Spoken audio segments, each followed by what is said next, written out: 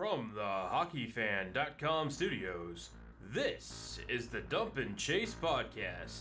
Stream the show on Western Reserve Radio, YouTube, or wherever you listen to your favorite podcasts. With your hosts, Sam Olmstead and Justin Irwin. The show starts now. Daddy, what are you doing? I don't know. Sam paid me $5 to read this. Show starts now.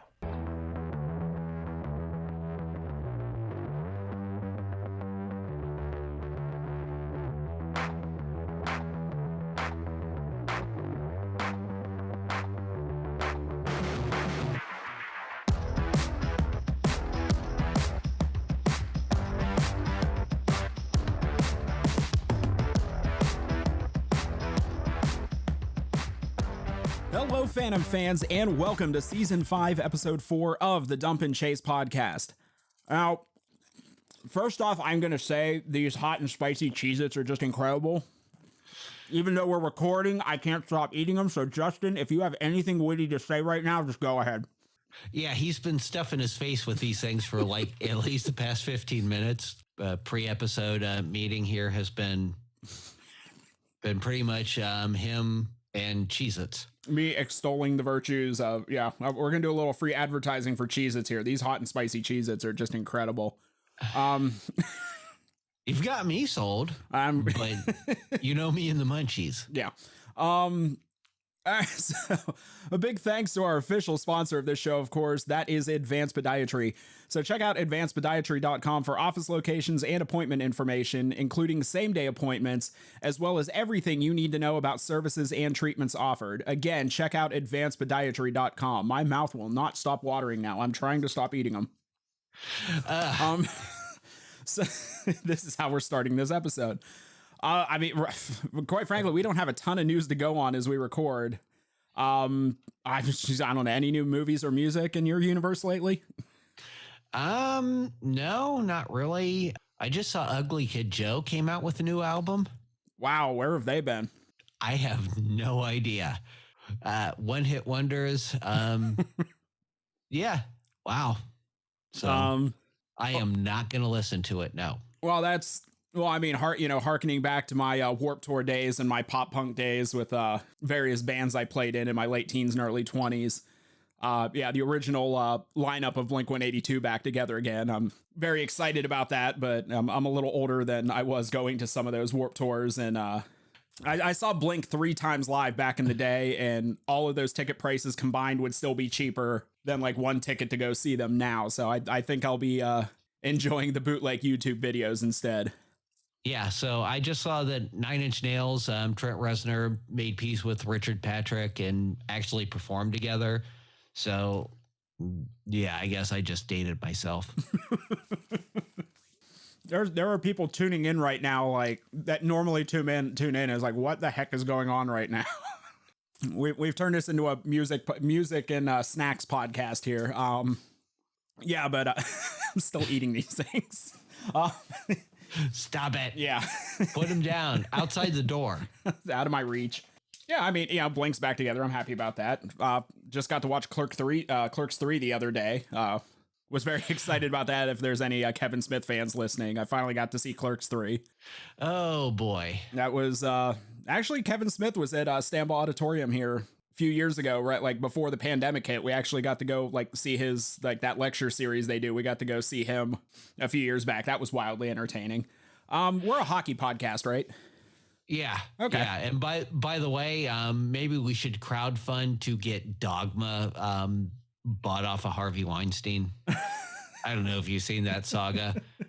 But yeah. Isn't he in prison now? Maybe a couple packs of Cools. They might be able to work something out with him. Okay, we're going down a bad path here. Like we said, there is not a ton of Phantoms, which I guess may be a good thing. I guess after last season. Yeah, I mean, we've got good, we've got bad, but otherwise pretty boring. Yeah. The only real roster news, forward Luke Lewandowski, he was dropped by the Phantoms. He was added to Wisconsin Wendigo. Wow. Some of these null names. So he's down to the null. don't know if this is just a straight out. Well, I believe the USHL page listed it as a trade, not a drop, but a trade. Yeah, I mean, it could be a loan. I don't know. These USHL null deals sometimes can be quite colorful. So, yeah, he's technically in the null now. Lewandowski's got a great shot, but he's kind of struggled to find his niche in the USHL. So maybe this could be a good stop for him. Now, the other interesting part about this is that each team is allowed 4 2002 birth years or overagers on the roster. With Lewandowski going to Wisconsin, that only leaves Nick Williams as the only overager on the roster at this moment. So, I mean, they have 3 spots there, to play with as the season goes on. Yeah, this is one of those things that makes me wish I had access to the NCAA portal. Yeah. But yeah, it could be anything. It could be nothing. Yeah, but it leaves the possibility open, bringing somebody, and we've seen it in the past, like just somebody we've never heard of, from somewhere Eastern Europe that, kind of comes in and lights the place on fire. Or, we could be talking, an alumnus who went off to college that maybe, kind of like a Brett Murray situation, or who is the other one? Jack Malone, that, maybe it just wasn't the right time for them in college, came back to the was able to come back to the Phantoms again. And I'm one to say that NCAA isn't the only path, and there is no shame coming back playing your overage year in junior. Plenty of players have done it and, gone on to greater things. So always keep your options open, and that goes for both the players and the club. But yeah, I mean, we don't know what's going to happen with it, but it just going on past history, it's definitely something to keep an eye out for. 'Cause, I mean, we've seen some interesting things happen in the past with those open, overager slots. Yeah. All options are open here. Yeah. All right. So with that, if we can even call it that, again, this is a hockey podcast. We're going to take our first break. When we come back, we'll dive into this past weekend as the Phantoms took a bus ride to the outskirts of Chicago for 2 games with the Steel.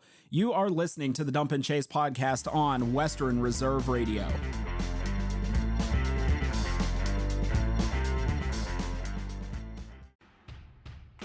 Miss an episode of By All Means, and you could miss a lot. I have the sound up, and I appreciate the guys that do the work now. But it is with great appreciation I see what the guys do, not only the announcers, but also the players.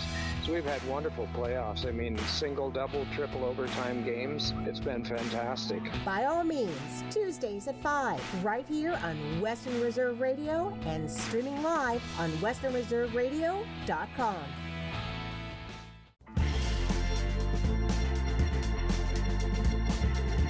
And welcome back to the Dump and Chase podcast, brought to you by Advanced Podiatry. Now, for anybody listening to that opening segment and making assumptions right now, I can assure you it's only one of us. And not the one stuffing his face with Cheez-Its. No. Dave's not here. Dave's not here. All right, so this past weekend, the Phantoms had 2 games with the Eastern Conference leading Chicago Steel. And when it was all said and done, the Phantoms really only had 1 bad period and followed it with 5 good to great periods, progressively getting better as they went along. Yeah. You take away, I'd say even half a period, because the start of the first game was pretty good. Stop me if you've heard this. We come out with some energy and don't capitalize and give up a goal and kind of crumbled for a minute. Yeah, the game on Friday, that was a 5-4 loss for the Phantoms. Early in the first period, the Phantoms were controlling play. They were setting the pace, they were setting the tone. Chicago was kind of chasing them around. It was just that thing of what has been biting the Phantoms so far this season. The Phantoms took 5 penalties in the first period. And even on the first penalty or 2, the penalty kill, I thought, pretty much equaled the power play of the Chicago Steel. but we gave up the first goal and lost a little wind in our sails, and did not recover quick enough. But when we did, it was something to behold.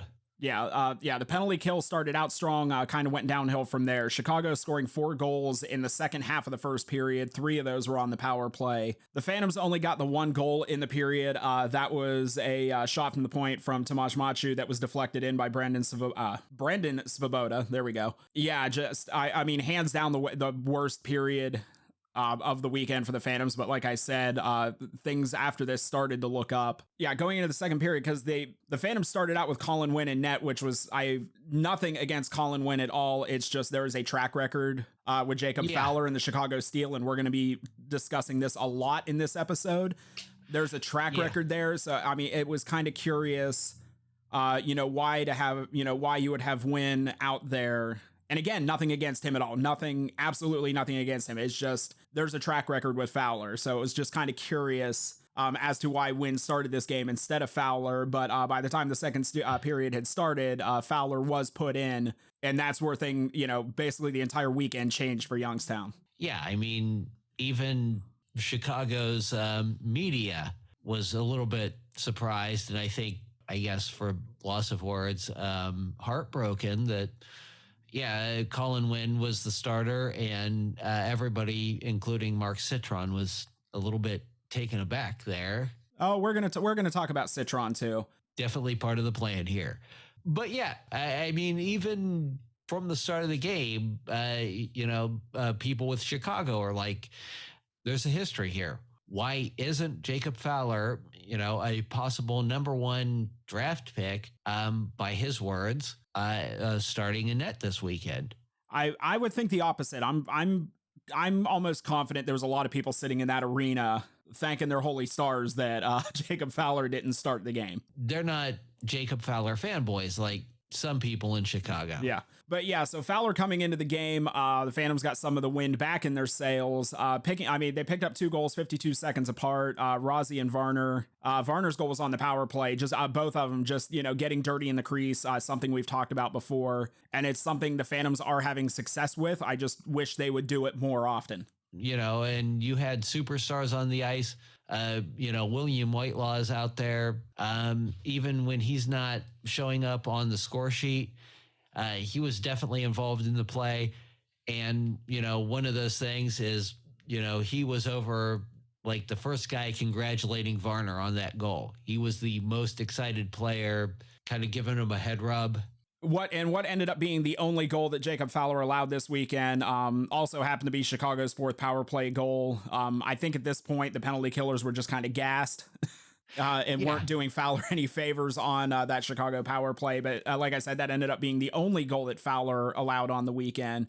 Bit of an oddball thing later in the second period. Tyler Catalano, kind of one of those things you look at if you didn't see the game and you look at the score sheet, and we actually got a message from somebody who didn't see the game but looked at the score sheet, and they're, what's happening there. Tyler Catalano getting a 5-minute major for fighting in a game misconduct, and he was the only one. Well, yeah. Well, I mean, it looks worse on the penalty sheet than what it was, but yeah, at some point you got to let up. Just let it go. Yeah, whoever it was for Chicago basically had run over Fowler. Catalano went after him 4 or so times. Kept trying. Usually after the first time, if they're not gonna go, you kind of. He was given, I think, a little bit of leniency by the refs. There was no call on the play, but that only went so far, and so many feet up the ice. Yeah, there was talk that suspension would be looming. Apparently, there was instigator/aggressor that kind of went along with it that the league ended up rescinding, from what I was told. So that would explain why Catalano was in the game on Saturday night. But yeah, by the end of the second period, Chicago's up 5-3. Again, Fowler only giving up the 1 goal. Youngstown being able to get a couple of their own to make the game closer than what it was. Going into the third period, this was kind of really the start of what we saw most of the game on Saturday. Just the Phantoms just completely shutting Chicago down, not letting them do anything that they wanted to do. I mean, even kind of taking their top line out of the equation. Especially taking the top line out of the equation. Yeah. Cheetah Celebrini. At least she's Macklin. Yeah. At least he's giving us nickname then last name for 60% of the players this year, which I believe the league probably is making him. That's another story. Yeah. But yeah, obviously he's a young player and he is what he's made to be. He is a great player. He will be a first-round draft pick. As a defense, you have to shut him down. And we finally got to that and started shutting him down. And I think that led to offense on our part. And we just got the momentum rolling. And that's what you do even in a loss. The Phantom's lone goal in this period, Tomasz Maciu getting his first USHL goal, which kind of shocked me a little bit. He was around for a good chunk of last season, but ended up and he didn't get a goal. He got one here. Tip shot from Braden Clark picked up his first USHL goal. And again, the Phantoms, pressing there towards the end of the game, couldn't get the game tying goal. They end up losing the game 5-4. Now, the original title for this episode was going to be Hide the Shovels. Just the, a lot of these games, the Phantoms kind of digging themselves these deep holes early in the game and then coming close to climbing back out, but just not enough time in the game to fully get there. That was going to be the original title for this episode. Thankfully, Saturday, we were able to change it up. Saturday was what we had hoped. We had seen maybe flashes, coming out of Madison. We were kind of starting to figure it out. We were a little tentative going into the second game, but I think after that second game, we had pretty much rewritten the whole script. All right, so going to the game on Saturday with Chicago, that was a 5-0 win for the Phantoms. And again, like I said, the first period of this game was a continuation of the third period the night before. The Phantoms got to their game. And the thing that always kind of irritates me with the Chicago narrative is that if they're losing, it's because they're sluggish. It's because the bounces just aren't going their way. It's you will never hear anyone say they got outplayed. And it doesn't take much to watch this game and see Chicago flat out got outplayed. Yeah, the Phantoms took it to another level. Chicago just never managed to shift that gear. It wasn't that they were sluggish. It was, the defense was smothering Chicago. They wouldn't let them get to their game, and that's what they looked like when they couldn't. Yeah, Chicago played their game. They played the same game. They just weren't able to adjust, and the Phantoms were. And hopefully we see more of that going forward in the season, and maybe a little quicker, maybe in game. Yeah, so right off the bat, Phantom's first goal of the game here in the first period, the stretch, working the stretch passes, Andrew Centrella in the defensive zone, getting it out to Varner in the neutral zone, who's able to sauce it over to James Fisher for his first USHL goal. Just, tape to tape to tape in the back of the net. That was just such a beautiful goal to see just from one end of the ice to the other in a matter of a few seconds. Yeah, Centrella started the play, caught Chicago pretty flat-footed, a 2-on-1, maybe less. And yeah, Fisher, the backhander one time. Yeah, that was just, you knew at that point the Phantoms were revved up to go, and it just all kind of steamrolled from there. Yeah, the Phantoms taking some early penalties, some offensive zone penalties. Yeah, really the stars of this period, of course, Fowler, the Phantoms penalty kill, but even on the Chicago side, goaltender Christian Mans, this game could have gotten out of hand early for Chicago. I thought Mans actually did a really good job of keeping Chicago in it after the first period. Oh, I totally agree. I think after last season, what I've seen of Mans, I kind of underrated him. I figured out really quick going into the Fall Classic. He obviously is stepping his game up quite a bit. We had kind of, I think, written Chicago off maybe a little more than we should have going into the season, kind of behind the scenes. We had some discussion. Christian Mans, I think, might be kind of an equalizer. They have their own issues, some coaching changes, just everything, behind the scenes. a guy like Christian Mans can really stabilize things, and it's going to be pretty competitive going down the season with them. I really look forward to seeing this matchup. Yeah, so coming into the second period, and again, just the Phantoms defense completely smothering the Steel. The lone Phantoms goal in this period. Now, would this be like the basketball equivalent of being on a breakaway and just kind of throwing the ball off the backboard to yourself for a dunk? Reese Laubach on the rush, gets the shot on goal from the slot, and then launches in after his own rebound, was able to trickle the puck in past Mans. Yeah, just solid effort from Laubach. I mean, we've talked about in the past that the motor that this kid has, but I mean, he took the shot and followed his shot, which I know in past seasons is something we've talked about.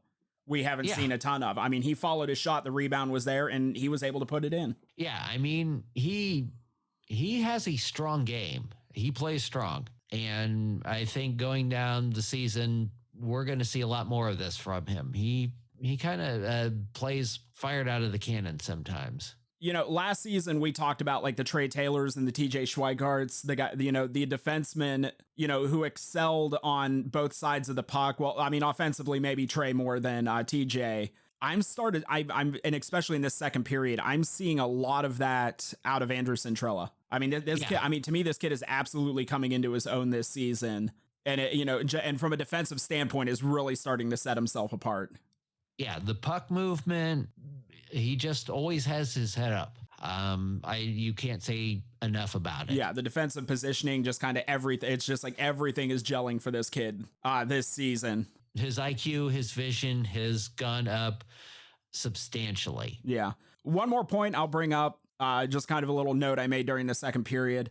Chicago forward Zam Plant, who's been out this season after shoulder surgery in the offseason. He's a Pittsburgh Penguins 5th round draft pick. He was actually very enjoyable to listen to in the broadcast booth. Usually with knowing we're going to have to listen to Citron, it's it can be a little bit of a chore. Zam Plant actually held his own in the broadcast booth this game. Yeah, I mean, maybe not the most colorful, but he's no Riley Funk, but he did pretty well. A little dry, but analytical. Yeah. Very analytical and very well balanced out Citron. It was nice to give him something to fall back on, and I think the two worked really well together. Yeah. So going into the third period, the Phantoms holding a 2-0 lead. The Steel just had just an incredible start to the period. I believe at one point they kept the same Phantoms line on the ice for about 2.5 to 3 minutes.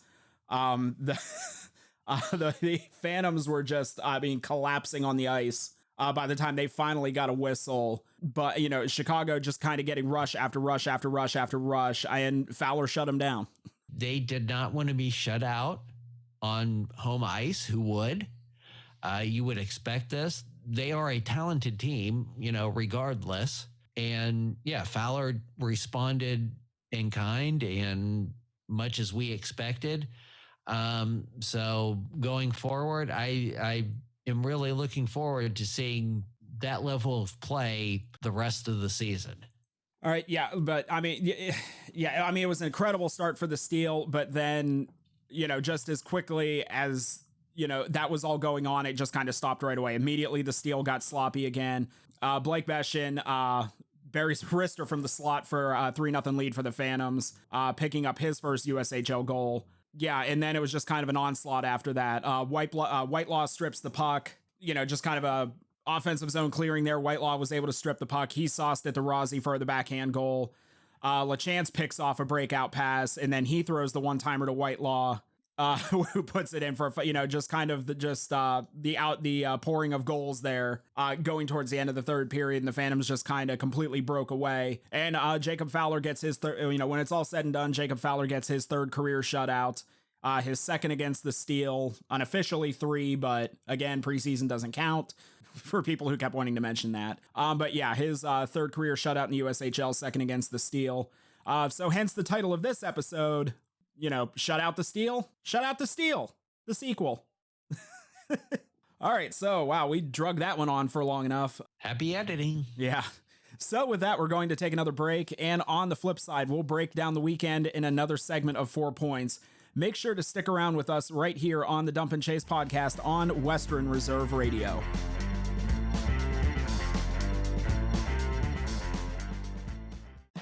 Advanced Podiatry has been making happy feet in the Mahoning Valley for 35 years. Our offices are located in Cortland, Champion, Austintown, Columbiana, and Howland. Our Howland office has relocated to 8601 East Market Street in Howland Corners. Advanced Podiatry offers sports medicine and treatment plans for all ages. You can also request an appointment online by visiting our website at advancedpodiatry.com. Advanced Podiatry, where surgery is always a last resort.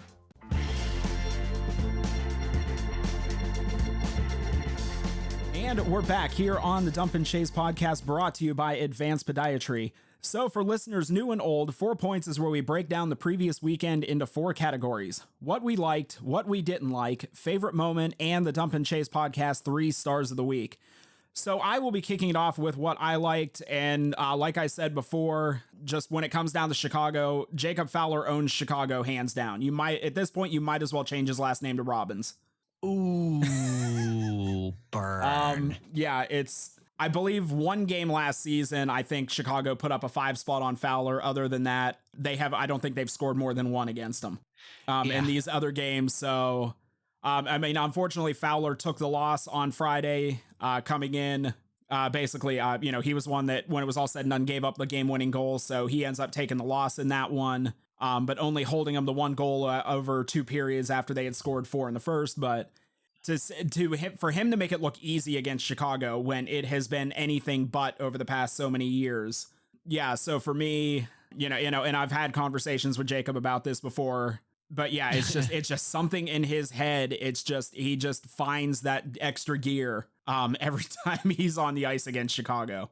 And for me, what I like this weekend, we've seen this before. We go down, we respond. But this weekend, we went down 4-1.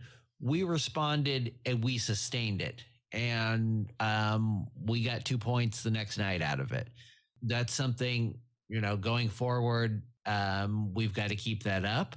But, in past seasons, I've seen, especially against teams like Chicago, where we get that little bit of a spurt, but can't keep it up. And I just have a really good feeling that this year, that's not the case. As far as what I didn't like, and thankfully, I mean, I feel like it's something that's fixable, but it's something that's bitten the Phantoms. It's the offensive zone penalties. It's, the puck is in the Phantoms offensive zone. They have possession, and then somebody off the puck is taking a penalty. And it seems like a lot of what we're seeing is just kind of these stick penalties in front of the net. I mean, I've never proclaimed to be a hockey expert. I think that's something that could be easily teachable, to use your body to get positioning in front of the net and not use your stick, which seems to kind of be the issue with some of these younger guys. So, I mean, I don't like to see it, but at the same time, I feel like it's something that it could be fixable, in the future. Yeah, I mean, the guys are hungry, but you have to have a little bit of discipline. Yeah. What I didn't like, and I don't question these decisions a lot, but this weekend, right away, when Ward decides to go with Wynn in the first game of the weekend, when Fowler has the record, I mean, I realize this was, before Ward, but you got to look at that and say, this guy has a history here. Yeah. So, just kind of, again, no offense to Wynn. You've pointed out he, it was not really his fault, and he's played well, the Des Moines game. This, I don't know the logic here of going with Wynn in the first game, against a powerhouse. And I mean, that's something you see in like baseball. You could have somebody that's like a perennial MVP candidate, but there just may be that one pitcher that there's another guy on the team who's not, doesn't have the numbers that you have, but it hits better against this one specific guy, and you're going to see him play in those situations, and not saying that one is inferior to the other, but it's just that with the track record. And again, I don't know how many more times we could say it. I mean, no disrespect whatsoever to Colin Wynn. It's just, it makes no sense. Yeah. So I would like to know, but, going forward, let's start Fowler. My favorite moment, and again, going back to Fowler, Mark Citron just reaching the point where his soul had been completely crushed on Saturday, and he spent most of the time just completely fangirling over Fowler. Well, it started, I think, in the first game. He was, I think, heartbroken that Fowler wasn't starting that game. So I think he did a better job containing himself in the Friday game. Saturday game, the floodgates opened. Yeah, and we're not going to use the nickname. No. Yeah, gives Fowler a nickname. If anything on Youngstown social media right now, they're running with it, having some fun with it. Yeah, I mean, unless Fowler wants to go with it himself, but I would advise against it. I will say after the game, I messaged Fowler, congratulating him on the game and everything like that. And I told him, you're about to hear a new nickname. We're not going to use it, but I can't, you're probably going to start hearing it soon. We're not planning on using it. And you will not hear it on this episode. Yeah. He replied back with a, alligator emoji. So I don't know if this is going to become a thing. I don't want to encourage it, but yeah, I feel sorry for the Chicago players. But yeah, I'm watching a hockey game. I'm laughing at the commentary. Especially second and third period, I was laughing at the commentary as that game went on. Yeah, at least it's not as bad as, like Green Bay or, Oh no, he's gone. He's gone. Oh, okay, thank God. Good news, Phantom fans. If you haven't heard yet, the broadcaster from Green Bay, well, I'm not even going to say his name, but the broadcaster from Green Bay is long gone. It's a new guy. It's somebody who had, a previous experience. I remember the article. Yeah, he had the job years ago, but the guy that from Green Bay that did not have many fans outside of Green Bay is no longer there. So breaking news if you haven't heard that yet. Yeah, I mean, it was good natured. Citron had his fun. So anyway, my favorite moment this weekend, for brevity here, James Fisher's first goal. It was the quick up the ice play. He chopped in a pretty beautiful backhand. And, I'm not a Blue Jackets fan, but I'm from Columbus. And if I was a Blue Jackets fan, I'd be looking at my draft pick going, that's what I want to see.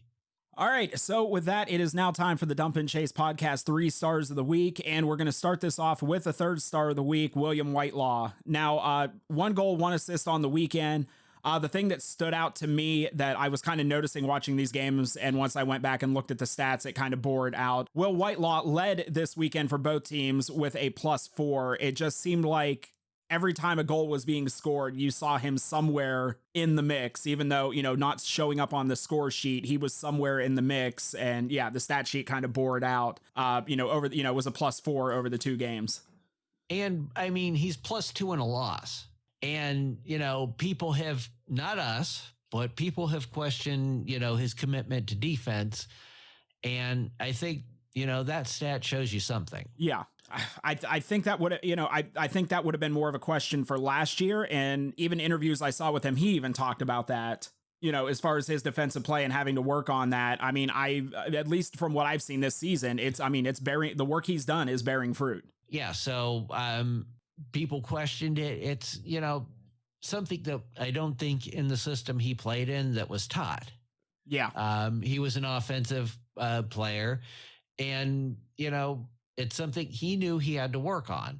It was a conscious thing. Yeah. And he's an incredibly skilled player. So, we've seen this, at other levels. These guys know their weaknesses and they work on it, and then they become strengths. So 2nd star of the week, Andrew Centrella. You said it, best defenseman on the ice. We saw a lot of this last season, but just leaps and bounds. And especially in that win, 2 assists, the Fisher goal, he had the stretch play there. Just a brilliant pass, great defense, all around, really great effort. Yeah. We seem to have agreed with the Phantom's official social media as far as the player of the week, but so far we haven't really deviated. But our first star this week, Jacob Fowler. I mean, 1-1 on the weekend. Again, when it was all said and done, only allowed 1 goal. Stopped 52 of 53 shots on the weekend. That'll be interesting to see as far as players of the week, goaltenders of the week. I think that would have, even though he took the loss on Friday, that would have to put him in the conversation. Hands down. I'm looking at the rest of the league going, I don't see anybody who you could really argue. 50 out of 50. What was it? Yeah. 52 out of 53 stopped. 52 out of 53. That's incredible. You know, Chicago with their offense, and we've talked about how, you know, they've lost players over, you know, previous seasons. They still have a ton of firepower. Yeah. And, you know, at this point in the season, Chicago's the highest scoring team in the United States Hockey League. Yeah. And that's for a reason. Yeah. All right. So with that, that'll do it for 4 points this week. We are going to take another break. When we come back, we'll look ahead to this weekend and the Phantoms' first trip to Plymouth, Michigan this season for 2 games with the NTDP U18s. Keep it locked in to the Dump and Chase podcast right here on Western Reserve Radio.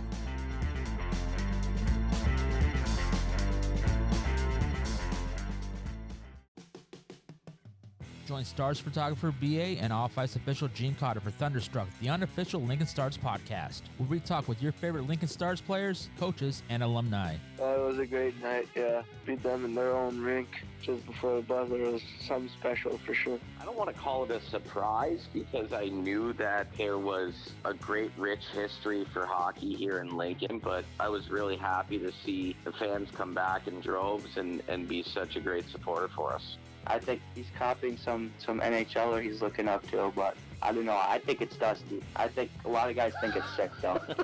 To let them in penalty minutes back before they handed out those little 10-minute wussy misconducts on everything.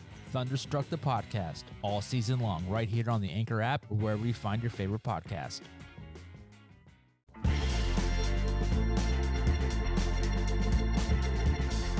And welcome back to the Dump and Chase podcast, brought to you by Advanced Podiatry. So we call it the weekend. It's actually Thursday and Friday. The Phantoms will be taking a trip up to Justin's home away from home, Plymouth, Michigan, for 2 games with the National Team Development Program U18 squad. Are you going up this weekend? I never even thought to ask that. No, not with this schedule. Nah. 3 p.m. on Thursday. What? Yeah. I'm not even going to be able to probably watch it live. Yeah, I'm I'll gonna be at work. Yeah, I'm gonna have to watch it that night when I get home from work. But last season, when this squad was known as the U17s, the Phantoms were 6-2, 0-0 against them, outscoring them 38-23. Not one of the probably one of the lesser U17 squads we've seen in a little while. That stat it wasn't even that close. No, it wasn't even that close. So far, the U18s, this season, they've only played 2 USHL games. Those were both in the Fall Classic, beating both Omaha and Waterloo by scores of 3-2. A much better performance, I might add. Yeah, and then even the way that because it used to be the U18s and the U17s, they each played half the schedule. Last year, it skewed more towards... I think the U17s played like 5 or 6 more games. The U18s played, so many less, or, however it worked out. This year, the U18s only played 23 USHL games. The U17s are playing in 39 of them. So just a huge swing this year from what it normally is. So, and another thing to point out, because the Phantoms will be playing the U18s this weekend. They'll play them 1 game next weekend in a split weekend. We'll see him 1 more time after that, I want to say in November, and then that's the last we will see of the U18s for the rest of the season. We only play them 4 times, and it's all coming up in the next so many weeks. And are they all in Plymouth? Yeah, yes, all 4 of the U18 games are in Plymouth. So I'm hoping to, make 1 or 2. At this point, it's really up in the air. God bless the USHL scheduling. And, with COVID, I haven't been up there that much in the past couple of years, 1 or 2 games. So I would really love to get back up there. Nice area. Love the Detroit area. Yeah, the Phantoms will be playing the U17s 8 times this year. The first 4 will be in Youngstown, and then 2 games in Plymouth in March, and then 2 games back in Youngstown, I'm guessing at the end of the season. By the looks of it, be the U17s coming to Youngstown there towards the end of the season. So yeah, we are not long for, November 23rd will be the last time we see the U18s this season. That'll be the fourth and final time this year. Yeah. It's a little different from past seasons, but the USHL and the NTDP are separate but connected entities. So if anybody wants to know what it's like to track the NTDP, if you go to their website, because they play the U18s will play colleges and they'll play these tournaments and everything else. They'll combine all of those stats. If you go to the USHL website, you'll get their USHL statistics. But as far as team statistics, they will combine the 17s and the 18s together. Yeah. And we have no data on the U17s really at this point. Yeah. Last year's U18s were the most, or last year's U17s, this year's U18s were the most milquetoast team we've seen in quite a while. There's a phrase you don't hear every day. Yeah. So we have nothing to go on here. That was a fancy $20 word right there. Okay, feckless. Oh, see, you went backwards. Milquetoast was more elegant, I would say. And more accurate, but yeah. So, and I know this was really fun for you to patch together here. Who are like we're gonna pretend this out. What three players will we want to keep an eye on this weekend for the U18s? First off, and not just because he shares the name with an actor who slapped Chris Rock at the Oscars, Will Smith. We don't have a lot to go on here. I thought last season he was one of the more rounded forwards. Center did a pretty decent job offensively. On defense, hold on. Let me get this. Kai Janvaria. There you go. John Varia. Smaller defenseman, really great skater, great puck mover, good vision. Probably won't make the waves of some of the bigger guys, but I just really liked his game last year. In net, Trey Augustine, I thought was the more proficient goaltender, had better stats, although I've lost those off my screen at this point, and I don't think it matters. Yeah. So I don't know who they're going to start in net. Carson Musser is still on the roster. Chamber is still there. We didn't get the greatest read off their netminders last year. No. So the games, this, not quite the weekend, half the week, I don't even know what you would call it. The games, Thursday, the 27th and Friday, the 28th. The game on Thursday has a 3 p.m. start time. These are local times. And then Friday, a nice normal 7:05 start time. Pete Krupski will be on the call on Flow Sports. We love Pete. Wish we could get him down to Youngstown at some point. He used to travel down. He hasn't been down in a while with COVID and everything else. So hopefully we get him down to Youngstown at some point. Don't blame him. Yeah, the only way to be able to catch these games is on Flow Sports. Team USA does not have a free audio stream. They're stingy F words that I can't say on here. I don't feel like adding in bleeps. I have enough to do. They're a little stingy with their free audio streams. So I believe they broadcast out to a local radio station up there, but that's about it. But yeah, the only way to catch these games will be Schoolcraft, something or other. If you're familiar with that area, that should tell you a lot. Yeah. But yeah, so the game will only be available on Flow Sports. So that'll be this weekend for the Phantoms. And with that, we're going to step away one more time. On the other side of the break, we'll wrap up this show and look ahead to next week's show. So keep it here with the Dump and Chase podcast on Western Reserve Radio.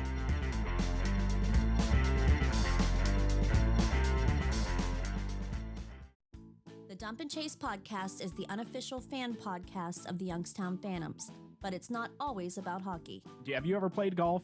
No, you should see me on the driving range. It's scary. I haven't played in a few years, but I think the last time I played, I shot like an 83. On 9 or 18? On 9. Still not bad compared to me. Yeah. I mean, it would have been 80, but the windmill kept getting in the way. The Dump and Chase podcast, every Wednesday at 5:06 on Western Reserve Radio.